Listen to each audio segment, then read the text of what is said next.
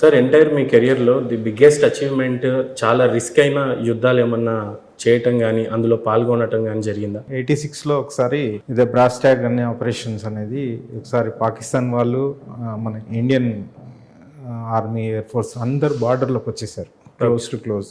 Just వచ్చేసి almost అంతా preparedness. So ఆ సిచ్యుయేషన్లో నేను తేజ్పూర్లో ఉంటుంది. తేజ్పూర్ అంటే అస్సాం.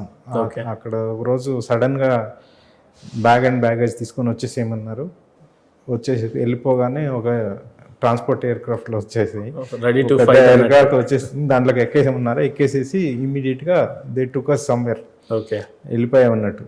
వెళ్ళిపోయిన తర్వాత లాస్ట్కి తీసుకుపోయి మా పాకిస్తాన్ బార్డర్లో పంజాబ్ అల్వార్ అనే ఎయిర్ ఫోర్స్ బేస్లో అక్కడ దించారు. వెనకాల మా ఫైటర్ ఎయిర్ క్రాఫ్ట్స్ MiG-21 మా యూనిట్లో ఉండేది. సో ఆ MiG-21s వెనకాల వచ్చేసాయి. సో అవి అక్కడ రాగానే అంత ప్రిపేర్ చేసాము. Loading of bombs, rockets, guns అన్ని లోడ్ చేసి సిద్ధం చేసి రెడీగా పెట్టాము. Waiting for command. పాకిస్తాన్ జరిగే టైం 86లో బ్రాస్టాగ్ ఆపరేషన్ అని చెప్పేసి వాళ్ళు వచ్చారు. టెన్షన్, హై టెన్షన్ వచ్చేసింది. ఇంకా జస్ట్ యుద్ధం అవుతుందనే దీంతోటే ఉంటాం అన్నట్టు. ఒక 20 days ఆ సిచ్యువేషన్ అట్లాగే ఉండే. 20 days ప్రతి ఒక్కరు పొద్దున్నే 4 గంటలకు లేచి వెళ్ళడము, ప్రిపేర్ చేయడం, ఎయిర్ క్రాఫ్ట్ రెడీ చేయడం, కూర్చోవడం, అందరు రెడీగా సాయంత్రం మళ్ళీ రావడము. So government decision just go అనడమే ఆలస్యం అన్నట్టు. సో ఆ సిచ్యువేషన్ రాలేదు. 20 days తర్వాత again we were brought back. ఇందాక మీతో మాట్లాడుతున్నప్పుడు డ్యూటీస్ అండ్ రెస్పాన్సిబిలిటీస్ అన్నప్పుడు ఎయిర్ క్రాఫ్ట్ని మెయింటైన్ చేయటము అనేది మీరు చెప్పారు. So fighter aeroplanes. Yes sir. So Abhinandan garu ఏదైతే ఫ్లైట్ అప్పుడు తీసుకొని వెళ్ళి ఆ లాస్ట్ మినిట్లో పారాషూట్తో ల్యాండ్ అవ్వటం, ఆయనకి ఒంటి నిండా గాయాలవ్వటం, ఇదంతా జరుగుతూ ఉండింది. సో ఈ మెయింటెనెన్స్ అనేది అంటే బిఫోర్ అభినందన్ గారు కింద ల్యాండ్ అవ్వకన్నా ముందు గాయాలు ఎప్పుడు జరిగి ఉండొచ్చు సార్ అతనికి? ఎయిర్ క్రాఫ్ట్లోనే జరిగి ఉండొచ్చా, లేకపోతే అతను కింద ల్యాండ్ అవుతున్నప్పుడు? సో ఈ రెండింటి మధ్యలో మీ డ్యూటీస్ అండ్ రెస్పాన్సిబిలిటీస్ కూడా ఉంటాయి కదా. ఇప్పుడు మా డ్యూటీస్ ఎయిర్ క్రాఫ్ట్లో నార్మల్గా అపార్ట్ ఫ్రమ్ బాంబ్స్, రాకెట్స్ ఇవన్నీ లోడ్ చేసేసి ఇవి చేసి పెట్టేసేసి దానికంటే ఒకటి సీట్ ఒకటి ఉంటుంది, ఎజెక్షన్ సీట్ అంటారు. పైలట్ ఏదైతే ఇదే సేమ్ ఇట్లాగా ఉంటుంది. సో దాని లోపల కూడా ఎక్స్ప్లోజివ్స్ ఉంటాయి. సో ఆ సీట్ విల్ బి ఫిట్టెడ్ అనే gun like thing, telescopic gun ఒకటి ఉంటుంది. దాని లోపల కార్ట్రిడ్జెస్ ఉంటాయి. So explosives. So whenever pilots feels danger to the aircraft, aircraft already hit అయింది. సో ఆ టైంలో you can just pull one handle. So automatic seat will be fired and seat bullet లాగా పైకి వెళ్ళిపోతుంది aircraft నుంచి. So aircraft separate గా పడిపోతుంది. So parachute everything automatically అన్ని ఓపెన్ అయిపోయి ఆయన కిందికి సేఫ్ గా ల్యాండ్ అవుతారు అన్నట్లు. అయితే ఈ అభినందన్ గారి సిచ్యువేషన్ లో జరిగింది ఏంటంటే ఎయిర్ క్రాఫ్ట్ వాస్ హిట్, కానీ పైలట్ కి ఏం హిట్ కాలేదు. సో పైలట్ కనుక ఒకవేళ బుల్లెట్స్ ఏదైనా హిట్ అయి ఉంటే అందులో it is difficult, he cannot eject and save చేసుకోలేడు. సో ఎయిర్ క్రాఫ్ట్ హిట్ అయింది, aircraft was about to crash. So ఆ సిచ్యువేషన్ లో he pull that ejection seat and he ejected out. Sir Abhinandan garu ఎప్పుడైతే కింద పడిన తర్వాత పాకిస్తాన్ భూభాగంలోకి రీచ్ అయిన తర్వాత, సో ఏదేమైనా పాకిస్తాన్ ఆర్మీ చేతిలో అభినందన్ గారు ఉండడం జరిగింది. సో ఆ టైంలో మన ఎయిర్ ఫోర్స్ డిపార్ట్మెంట్ కావచ్చు, ఇండియన్ ఆర్మీ కావచ్చు, ఎనీ అదర్ డిపార్ట్మెంట్స్ కావచ్చు, ఎలాంటి సిచ్యువేషన్స్ ని ఫేస్ చేసింది? అంటే ఇప్పుడు ఆల్రెడీ వార్ జరుగుతున్నది. వార్ అని అంటే ఇది ఓన్లీ మన వాళ్ళు వెళ్ళి వాళ్ళ భూభాగంలోకి వెళ్ళి అటాక్ చేసే సిచ్యువేషన్లో వాళ్ళు వచ్చేసి మధ్యలో మన వాళ్ళు వాళ్ళ దాంట్లో ఉన్నప్పుడే వాళ్ళు షూట్ చేశారు. సో మన దగ్గర నుంచి అంతా ప్రిపేర్డ్ అయి ఉన్నారు, అన్నీ ఉన్నాయి. కానీ ఈ అభినందన్ గారు కూడా ఈఎస్ షాట్ 2 ఎయిర్ క్రాఫ్ట్. వాళ్ళు కొలాప్స్ చేశాడు. వాళ్ళ F-16 ఏదైతే యుఎస్ జెట్ ఫైటర్స్ ఏవైతే ఉన్నాయో F-16 చాలా అడ్వాన్స్డ్. సో ఈ MiG-21 అనేది 1960s వచ్చిన ఎయిర్ క్రాఫ్ట్ అది. కానీ మెయిన్ ఎక్కడనంటే ఇష్యూ, మీ దగ్గర F-16 ఉండొచ్చు, రఫాల్ ఉండొచ్చు, the pilot is the most important. Efficiency ఏంటి అని అన్నది. సో అది ఇంపార్టెంట్. ఇప్పుడు బలంగా ఉండంగానే కాదు కదండి, తెలివి ఉండాలి, అది ఉండాలి, ఎట్లా అయ్యింది అనేది. సో ఆ తెలివి అంతా మన ఇండియన్ పైలట్స్ కి ఉన్నది, పాకిస్తాన్ వాళ్ళకి ఉండదు అది. ఓకే, ఆ సిచ్యువేషన్ లేదు. సో అట్లా ఏంటంటే F-16s అయినా కానీ 2 F-16 కులగొట్టినా కానీ ఓకే, సో వాళ్ళు ఏం కాలేదు, మా అన్ని ఉన్నాయి అని అక్కడ US కి అక్కడ వాళ్ళ ఇది చెప్పాలి, ఆన్సర్ చెప్పాలా. అవును, వాళ్ళు మేము అగేన్స్ట్ ఇండియా ఫైట్ చేయమని చెప్పారు, యూజ్ చేయమని చెప్పారు F-16 బిఫోర్. ఆ సిచ్యువేషన్ లో F-16 వాడాం మేము, కూలిపోయినాయి అని అంటే వాళ్ళు అడ్వాన్స్ ఎయిర్ క్రాఫ్ట్ ని కూడా కూల్ చేశారు అంటే యుఎస్ కి కంపల్సరీ ఇది. అది MiG-21 తోటి, యా, రష్యన్ MiG-21 అన్నట్టు. ఓకే, సో ఆ సిచ్యువేషన్ లో నిజంగా అందరూ మొరాల్ అప్పుగా ఉంది. Really సో so ఆయన proud, అక్కడ sir. ఆయన కింద పడిపోయిన తర్వాత ఇమీడియట్ గా యాక్చువల్లీ ఆయనకి ఏమి ఇంజురీస్ కాలేదు, ఓకే, కానీ ఏ విలేజ్ లో అయితే పడ్డాడో నియర్ విలేజ్ పడగానే ఏమైపోయింది, ఆ విలేజర్స్ పరిగెత్తుకుంటూ వచ్చారు, పరిగెత్తుకుంటూ వచ్చేసేసి కొట్టారు ఆయన, అటాక్ చేశారు. అటాక్ చేసేసి ఆయన దగ్గర మామూలుగా పిస్టల్ కూడా ఉంటుంది, ఓకే, పిస్టల్ లాక్కున్నారు. మామూలు కొన్ని ఐటమ్స్ పెడతారు పారాషూట్ తో పాటు, హిమ్సెల్ఫ్ అండ్ సమ్ చాక్లెట్స్ అట్లాంటి టు సర్వైవ్ ఇన్ జంగల్ లో పడినా గానీ సర్వైవ్ కావడానికి ఓకే, కొన్ని నైఫ్ ఇవి అవన్నీ ఎత్తుకెళ్ళిపోయారు, కొట్టారు బాగానే. ఈ లోపల అక్కడ ఆర్మీ సుబేదార్ ఎవరో కొంతమంది వాళ్ళు వచ్చారు. ఓకే, సో వాళ్ళు వచ్చిన తర్వాత దెన్ ఈయనని కాపాడి వాళ్ళ దగ్గర నుంచి కాపాడి తీసుకుని వెళ్ళారు. సో నార్మల్ గా ఆర్మీ వాళ్ళు ఇది చెయ్యరు, హార్మ్ చెయ్యరు ఎక్కువ, ఓకే, ఎందుకంటే యుద్ధంలో కొట్లాడినప్పుడు చేస్తారు తప్పితే ఒకసారి అక్కడ పడిన తర్వాత వీళ్ళు విలేజర్స్ వాళ్ళు మన శత్రువు అని చెప్పేసి కొట్టారు తప్పితే. అభినందన్ గారు, ఒకసారి పాకిస్తాన్ వాళ్ళ ఆర్మీ చేతిలోకి చేరిన తర్వాత ఎలాంటి టెన్షన్ ఉండింది మన ఇండియన్ ఆర్మీలో కావచ్చు, లేకపోతే మీ ఎయిర్ ఫోర్స్ డిపార్ట్మెంట్ కి కావచ్చు, గవర్నమెంట్ కి ఎలాంటి సవాల్స్ వాళ్ళ ముందు ఉండినాయి? టెన్షన్స్ ఉండి నార్మల్ గా ఇంతకు ముందు కూడా చాలా మంది 71 వార్ లో కూడా చాలా మంది అక్కడ పడిపోయారు, POWs అయ్యారు, వాళ్ళని చాలా సఫర్ చేశారు. Okay, we had pilots in our unit. నేను పనిచేసిన యూనిట్ లో అంతకుముందు 71 వార్ లో యుద్ధంలో నుంచి వచ్చి మళ్ళీ తర్వాత రిలీజ్ చేసిన తర్వాత వచ్చిన వాళ్ళు ఉన్నారు అన్నట్టు. సో వాళ్ళని చాలా టార్చర్ చేస్తారు. టార్చర్ అంటే వాళ్ళని రాబట్టడానికి, ఇన్ఫర్మేషన్ రాబట్టడానికి, మీ దగ్గర ఎన్ని యూనిట్స్ ఉన్నాయి, ఏమేమి ఎయిర్ క్రాఫ్ట్స్ ఉన్నాయి, ఇంటెలిజెన్స్ అంతా రాబట్టడానికి ఇది చేస్తారు. ఓకే, సో వాళ్ళు ఈ సిచ్యువేషన్ లో ఆయనను కూడా చేద్దామని చూశారు, ఆయనని అన్ని రకాలు చేయాలని ప్రిపేర్ అయ్యారు. ఈ లోపల మన government it has taken a decision, especially మన మోదీ గారు ఒక డెసిషన్ తీసుకొని చుట్టుపక్కల కంట్రీస్ అన్ని, సౌదీ అరేబియా నుంచి మొదలుపెట్టి అన్ని కంట్రీస్ లో నుంచి ప్రెషర్ పెట్టించాడు. ప్రెషర్ పెట్టించేసి జస్ట్ ఇంకేం లేదు, వీఆర్ గోయింగ్ టు అటాక్ అని చెప్పేసి అట్లాంటి సిచ్యువేషన్ తీసుకొచ్చి మొత్తం ప్రెషర్ పెట్టేశారు కల్లా. అక్కడున్న జనరల్ బాజ్వా ఆర్మీ కమాండర్ ఎవరైతే ఉన్నారో ఆయన వెళ్ళిపోయి ప్రైమ్ మినిస్టర్ దగ్గరికి వెళ్ళిపోయి ఇక్కడ వాళ్ళే చెప్పారు, ప్రైమ్ మినిస్టరే ఓపెన్ గా చెప్పాడు, బాజ్వా భాకే ఆయా మేరే పాస్ ఉన్కా ప్యాంట్ షివరింగ్ కర్ రహా థీ, వా షివరింగ్ ఇన్ ప్యాంట్స్.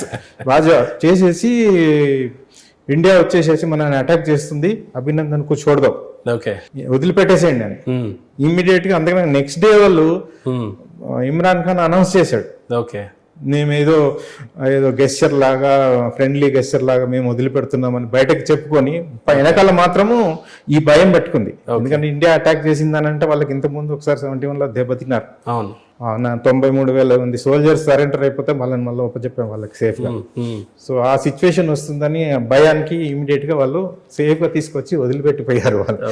సో అప్పుడు మన వాళ్ళు టెన్షన్ పడింది ఏం లేదు, ఎందుకంటే మనకు తెలుసు ఇప్పుడున్న గవర్నమెంట్ ఏం డిసిషన్ తీసుకుంటుంది, దాన్ని బట్టి డిప్లొమాటిక్ ఛానల్స్ ఆ డిసిషన్ తీసుకొని అంత ఈజీగా సాల్వ్ చేశారు. లేకపోతే నార్మల్ గా మీకు ఎలా అనిపించింది యాజ్ ఆఫీసర్ గా, ఒక్క ఆఫీసర్ గురించి ఒక ఇండియన్ గవర్నమెంట్ యుద్ధానికి రెడీ అవుతున్న సిచ్యువేషన్స్ కనపడ్డాయా? అంతే ఫోకస్డ్ గా మోడీ గారు ఆ టైంలో యుద్ధం చేశారని డెసిషన్స్ తీసుకున్నారు? అంటే యుద్ధం అంత లెవెల్లో యుద్ధం ఫుల్ ఫ్లెడ్జ్డ్ వార్ చేయాల్సిన అవసరం లేదు. ఓకే, ఇప్పుడు ఎక్కడ పెట్టారు ఏంటిది, ఆయనను సేవ్ చేసుకోవడానికి మనం సర్జికల్ స్ట్రైక్ చేసేసి ఎట్లాగైతే వాళ్ళని మట్టు పెట్టాము, సో అట్లాంటి చేసి అటాక్ చేసేసి మనం తీసుకొచ్చుకోవచ్చు ఓకే ఆ సిచ్యువేషన్ లో. సో అంటే వాళ్ళు ఏం ప్లాన్ చేస్తున్నారు ఏంది, ఓకే, పెద్ద లెవెల్లో అవుతుందా యుద్ధము అనేది దట్ గవర్నమెంట్ లేకుంటే మిలిటరీ కమాండర్స్ వాళ్ళ దృష్టిలో ఉంటుంది. కానీ చాలా వరకు అయితే యుద్ధం వచ్చే సిచ్యువేషన్ లేకుండే కానీ భయపెట్టించారు, ఆ లెవెల్లో అయితే భయపెట్టించారు. ఓకే, అంటే మనకు ఇప్పుడు ఉన్న డిప్లొమాటిక్ ఛానల్స్ ఏవైతే ఉన్నాయో అన్ని కంట్రీస్ తోటి ఫ్రెండ్షిప్ ఏదైతే ఉందో దాన్ని యూజ్ చేసుకొని ప్రెషర్ పెట్టించారు మోదీ గారు. సో అది సార్ ఏదేమైనా ఇండియన్ ఆర్మీ కావచ్చు, ఎయిర్ ఫోర్స్ అవ్వచ్చు, నేవీ కావచ్చు, we are working for the country, right? Yes sir ప్రాణాలకు తెగించి మీరు అక్కడ ఇండియన్ ప్రొటెక్ట్ చేస్తూ కనిపించినప్పుడు ఒక ఎత్తు అయితే, లెట్స్ టాక్ అబౌట్ సొసైటీలో మీరు ఉంటున్నప్పుడు let's say now you both got retired, right?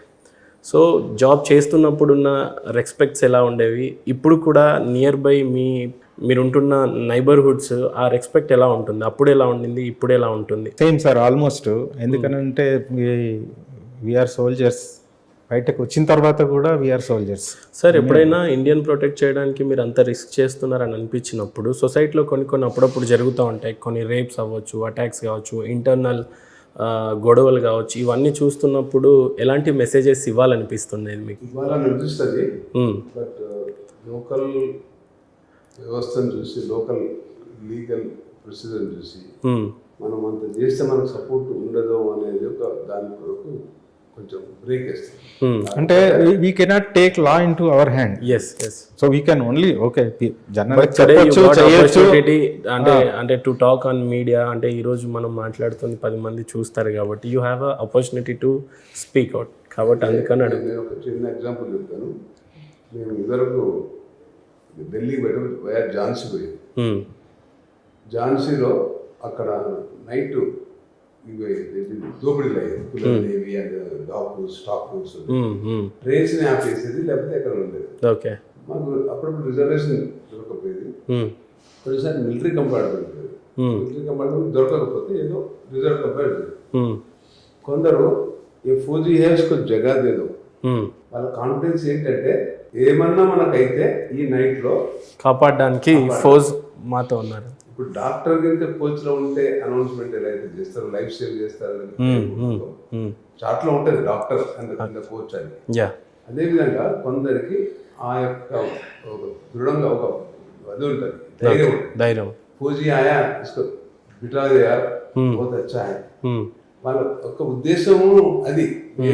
ఎవరు నచ్చినా మాకు కాపాడతాడు, ఎవరిని అలర్ట్కుంటాడు, ఎదిరిస్తాడు అనేది సొసైటీలో ఉన్నది, తప్పకుండా. ఓకే. కాకపోతే కంపారిటివ్లీ సౌత్ ఇండియాలో సోల్జర్కు విలువ నార్త్లో ఉన్నంత లేదు. ఓకే. ఎందుకంటే నేను చాలా అసాంప్రదాయంగా నేను ఒకవేళ ఏదైనా ట్రైన్ బస్సు దొరకపోతే ఒక సర్దార్జీ ट्रक एकते ये फौजी है मद्रासी है से पैसा मत लेना, अगर एक ढाबा में जाके कुछ चाय पी के गए तो సార్ ఇంటర్వ్యూ చూసైనా సరే at least some people will get the respect. ఇంకో విషయం ఏంటంటే సార్, సమాజంలో ఉన్న పొలిటికల్ సిస్టమ్ ఇప్పుడు ఈ మధ్య కాలంలో చాలా రేపులు కూడా మనం విన్నాము, ఒక అమ్మాయి మీద 2 దాడి చేయటం, ఇట్లాంటి సిస్టమ్ ఇదంతా వింటున్నప్పుడు కానీ చూస్తున్నప్పుడు కానీ మీకు ఎలా అనిపిస్తూ ఉంటుంది ఆ టైంలలో? బాధ అనిపిస్తుంది, బట్ ఏం చేయలేని పరిస్థితులు ఉంటాం. అంటే నాకు 2-3 అంటే ఇటువంటి బ్యాడ్ సిచ్యువేషన్స్ రాలేదు. తాగుబోతులు ఒక బస్సులో పోతున్నాం ఒకసారి, భువనగిరి నుండి నల్గొండ పోతున్నాం. మా 2 కిడ్స్ ఉన్నారు, తాగి చాలా గొడవ పెడుతున్నాడు. నేను అతను పోయి స్లాప్ వేసేంత వరకు కాలేదు, మళ్ళీ నిశా వచ్చి మళ్ళీ వేస్తున్నాడు, మళ్ళీ వేసిపోయి నేను మధ్యాహ్నం దిగుతుంటే మా అమ్మాయి చిన్నగా ఉంటుంది, ఏడుస్తున్నారు, నాన్న కొడుతున్నాం అని. కానీ నేను మధ్యలో వెలిగొండ దిగితే ప్యాసింజర్ సార్ మీరు దిగిపోతే మేము ఎట్లా పోవాలి సార్, నేను నల్గొండకు రావచ్చు కదా అంటున్నాను. So definitely we cannot keep quiet. Of course, situation లో రియాక్ట్ అవుతాం, but what extent, who is going to help us? Okay. So కాబట్టి డెఫినెట్లీ మన ఏరియాలో, మన సౌత్ ఇండియాలో మీరు comparatively we do not have that importance to this సొసైటీకి అంత లేదు అని అంటారు. Okay, overall we are happy. Okay.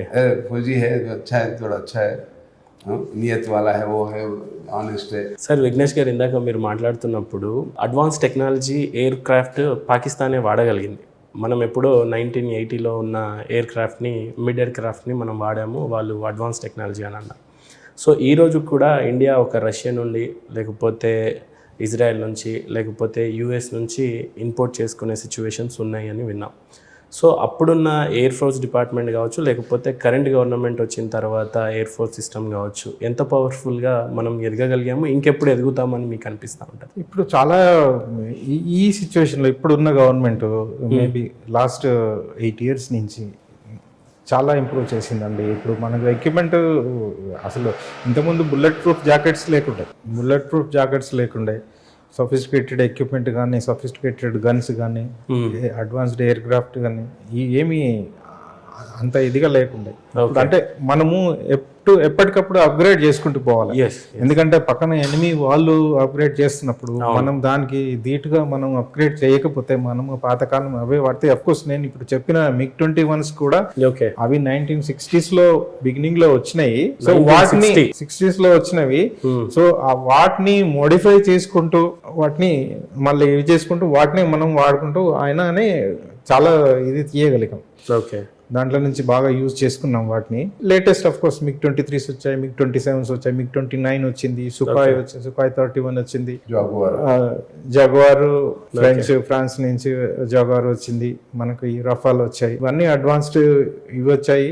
So మనకు లేటెస్ట్ ఎక్విప్మెంట్ కూడా ఇప్పుడు రడార్స్ కానీ ఇవి కానీ ఆ ఎక్విప్మెంట్ మనకు ఈవెన్ నావల్ షిప్స్ కూడా మన వాళ్ళు బిల్డ్ చేస్తున్నారు. ఇప్పుడు ఇండియాలో మన HALలో చాలా ఎయిర్క్రాఫ్ట్ మ్యానుఫ్యాక్చర్ అవుతున్నాయి. అంటే ఇప్పుడు ఈవెన్ ఇవైనా కానీ డైరెక్ట్ గా ఫ్లై అయ్యి రావట్లేదు. సో అవి అక్కడి నుంచి ఎక్విప్మెంట్ అవన్నీ తీసుకొచ్చేసేసి డిస్మాంటిల్ కంట్రీలో తీసుకొచ్చేసేసి మన దగ్గర HALలో అసెంబుల్ చేస్తారు. అసెంబుల్ చేసి టెస్ట్ చేసి అఫ్ కోర్స్ వాళ్ళ ఇంజనీర్స్ కూడా వస్తారు అనుకోండి. సో ఇక్కడ డైరెక్ట్ కొన్నవి అయితే మన దగ్గర కూడా మ్యానుఫ్యాక్చర్ చేస్తున్నారు. ఇప్పుడు HAL is మ్యానుఫ్యాక్చరింగ్. సో మన ఎయిర్క్రాఫ్ట్ మన మేక్ ఇన్ ఇండియా ఎప్పుడు నుంచి అయితే ఇది చేస్తున్నారో చాలా వరకు మన దగ్గర గన్స్ కానీ ఇవి కానీ చాలా మ్యానుఫ్యాక్చర్ చేస్తున్నాయి. బుల్లెట్ ప్రూఫ్ జాకెట్స్ కూడా మనం వీఆర్ ఎక్స్పోర్టింగ్. సో ఇప్పుడు ఎయిర్ క్రాఫ్ట్స్ కూడా మనం తయారు చేసే ఎయిర్ క్రాఫ్ట్ కూడా ఇప్పుడు అమెరికా కొనాలనుకుంటుంది అని చెప్పేసి నేను జస్ట్ నిన్న మొన్న నేను ఆ సిచ్యువేషన్కి ఎదిగాం మనం ఇప్పుడు. ఓకే,